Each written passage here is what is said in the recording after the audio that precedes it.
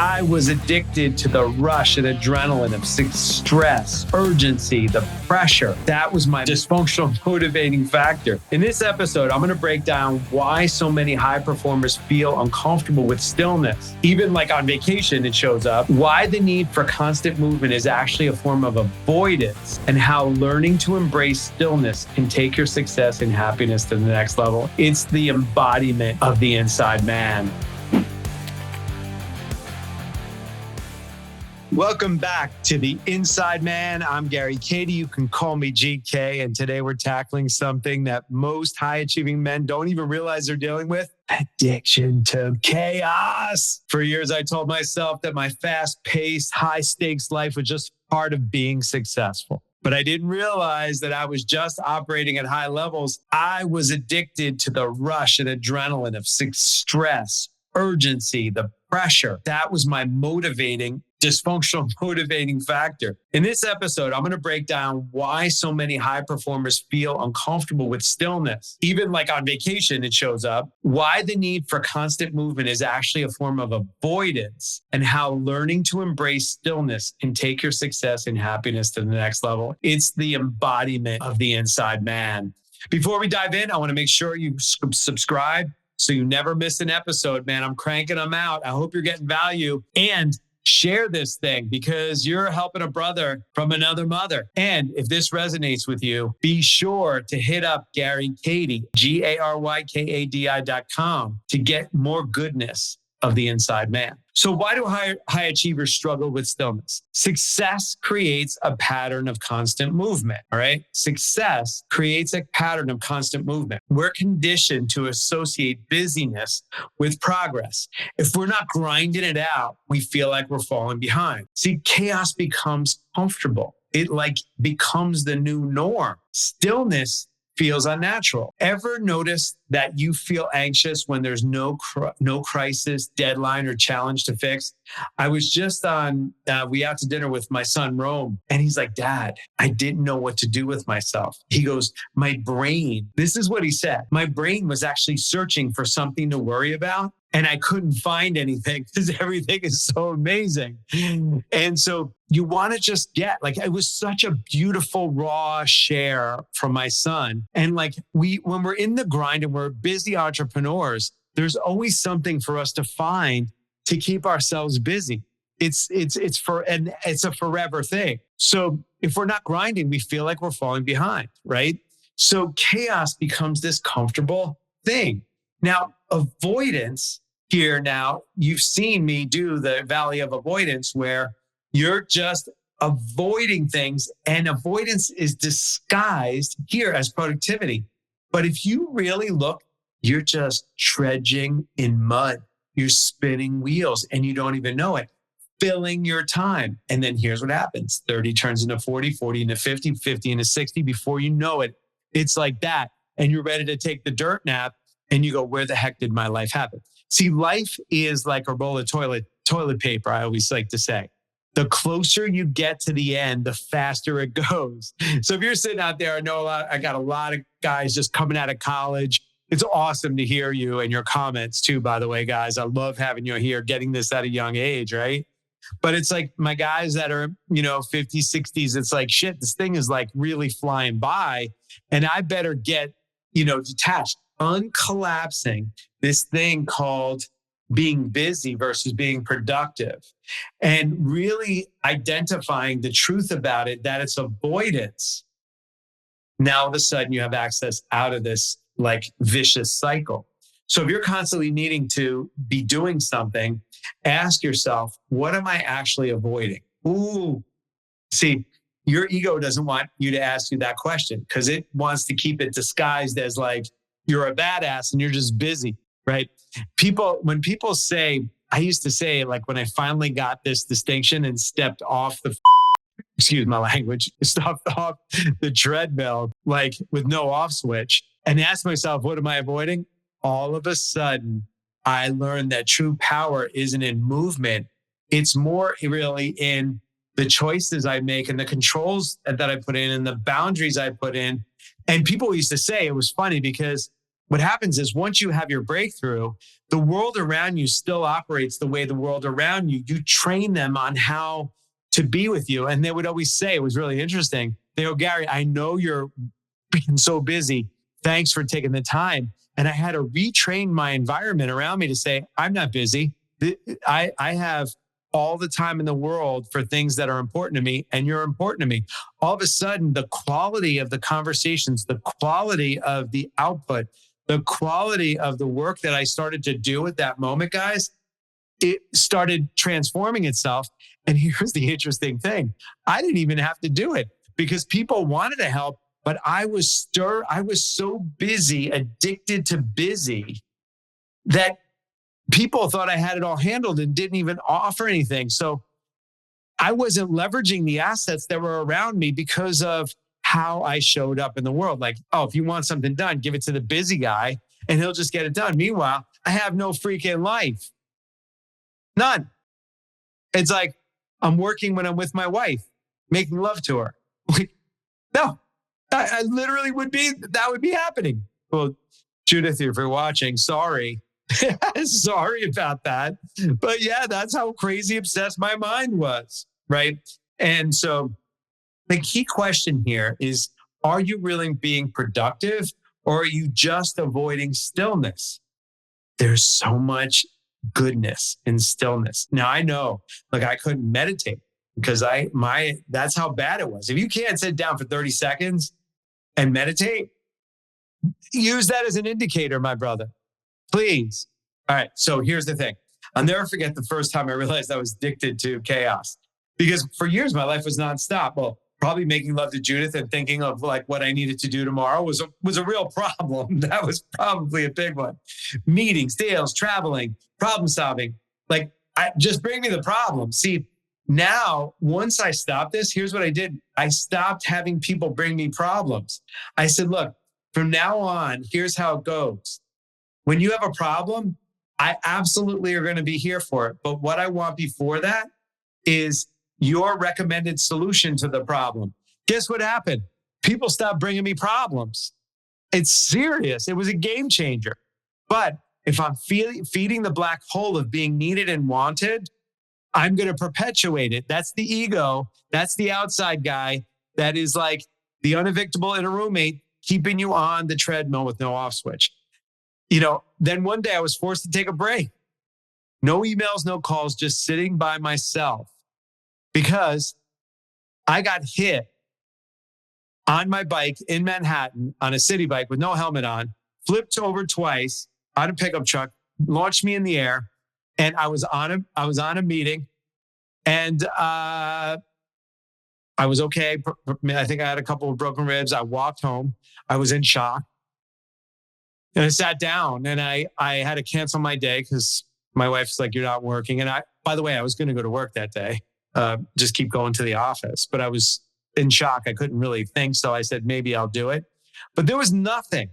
And within 5 minutes, I was restless. My mind was freaking racing. Like, you got to do this. You got to go do that. I was looking for something to do. I was picking up my phone and I thought, why can't I just sit here? And I was going to say, like, enjoy this, like nothing to do. And I couldn't. That's when it hit me. I wasn't just working hard. I was dependent on the chaos. I needed to feel productive. I needed to feel important. And worst of all, I was avoiding something deeper by staying busy. Let me give you the second example. That's the in the grind example. I like to give you two examples whenever I give you examples. In the grind example, and then the exit example. Well,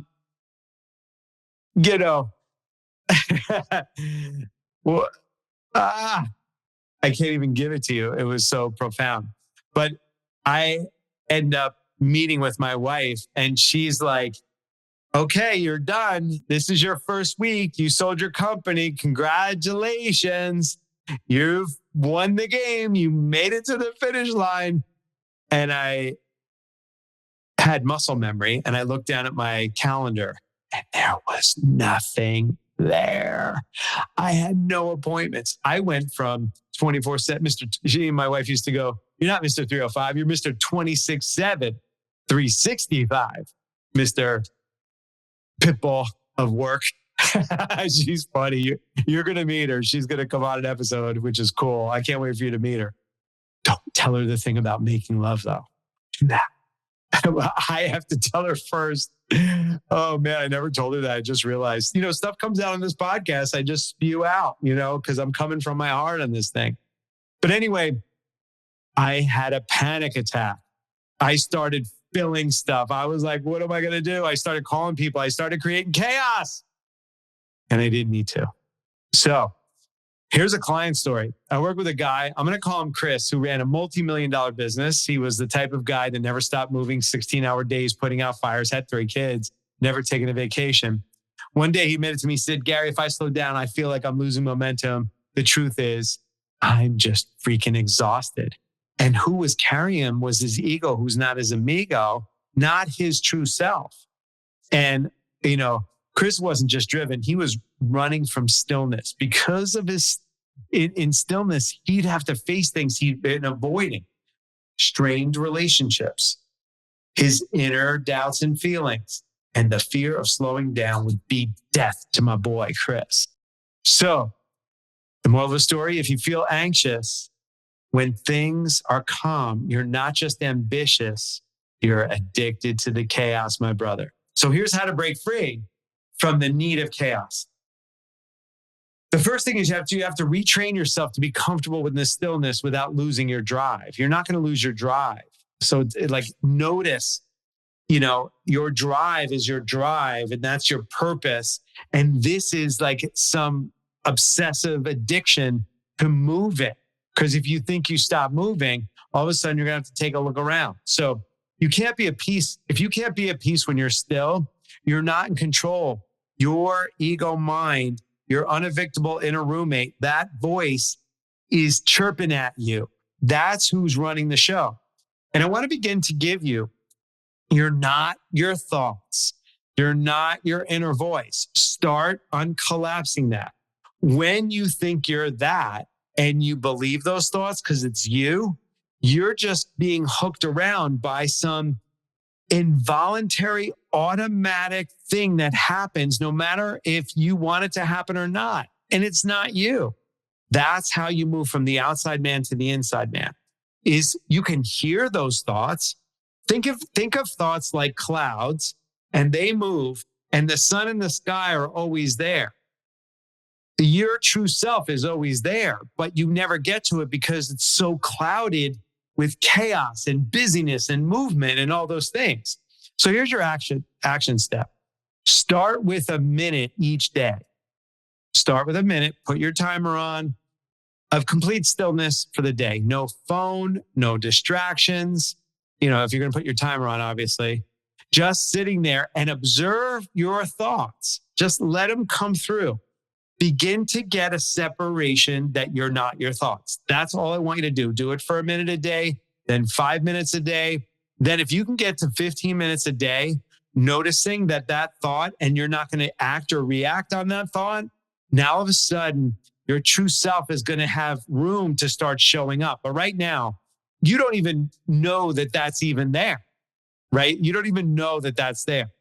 And identify what you're avoiding. Here's step 2. Identify what you're avoiding by staying busy. See, chaos keeps you distracted from what you don't want to face. Is it your relationship at home with your wife? Is it your, addictions? Is it, your health and well-being? Is it your shame and guilt? It's usually connected to some form of shame and guilt. Notice what comes up, what thoughts, what fears, what emotions surface when you're asking yourself the question, what am I avoiding by staying busy, right? So what I want you to do is take out your journal and write down what makes you most uncomfortable about being still. That's the real work that you need to do. When you can identify that, and begin to identify. You don't have to figure it all out in one swing, because we're going to hit this in different ways on the other episodes.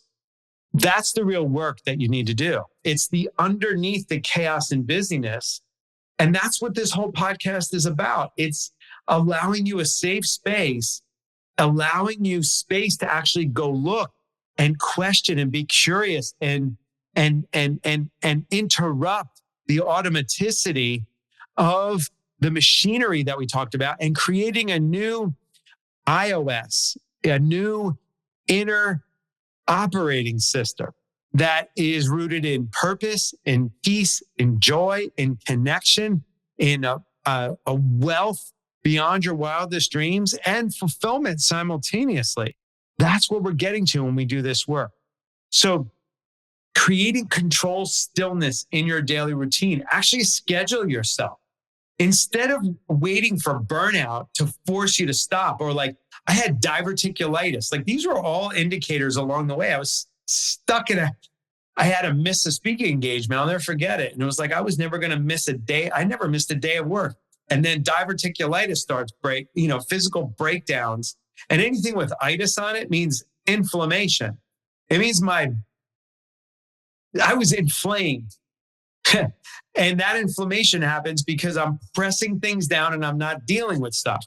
The Body Keeps Score, which is a great book, it'll tell you that you better stop and slow down and take a look. And I did this for decades and I didn't break down. That's Teflon shit going on. And I'm telling you, don't do that, right? Don't do that. Don't wait till burnout or some physical ailment or some, accident forces you to stop. Build stillness into your life now. Schedule yourself for that. Stillness isn't about doing nothing. It's about intentionally slowing down to reset, right? One of my favorite sports is cycling. And the key thing is about the recovery in cycling in order to be the best cyclist, because these men and women now go over weeks and they go up, tens of thousands of feet and climb, but they have to recover. And that's the key to, being an athlete as an entrepreneur. I always say, as entrepreneurs, we're athletes.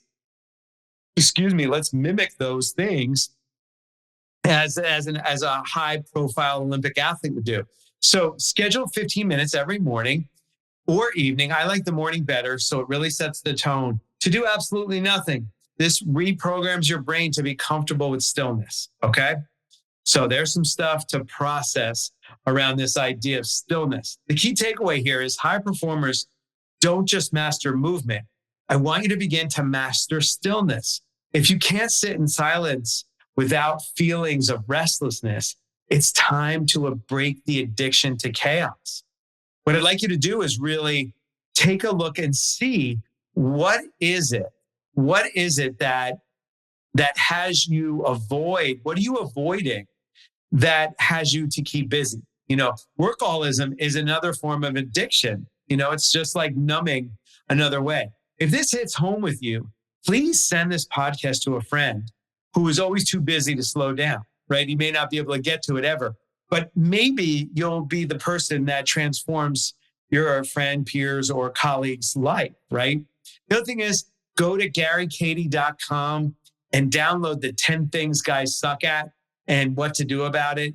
And you're going to see some real actionable items in that as well. And listen, this is Gary Kady. You can call me GK. And I'm reminding you, real power isn't in constant movement. It's knowing when to be still. I'll see you in the next episode, my brother. And I'm glad you were here over there. And it allows me to be here over here. Without you, I can't be here. So I'm so grateful for you. And I look forward to seeing you on the next episode.